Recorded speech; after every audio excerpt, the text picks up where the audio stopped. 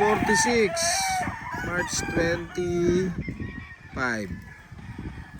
Ay, mga farm boys ko papalit ng tubig kapag tanghali. Sobrang init ngayon, baka mamatayan tayo. Yun pa yung isa.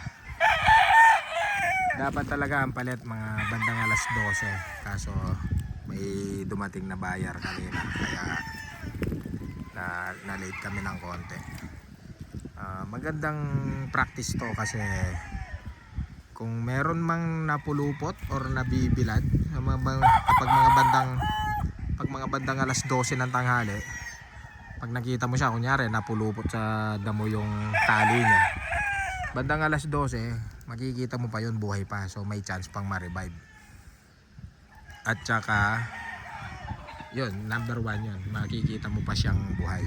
Pero kapag medyo inabutan ka na ng mga alas 3 ganun, sa feeding time ka na magpapalit ng tubig, kung meron man lang pumulupot ng mga bandang alas 12, patay na yun, mga bandang alauna.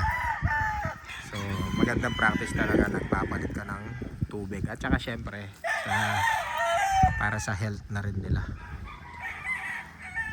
kasi pag mainit ang panahon ngayon, kahit nakasilong yung paso, kung mainit yung panahon, syempre mag-aano din siya ng magiging maligamgam din yung tubig na. So yun yung hindi natin iniiwasan natin.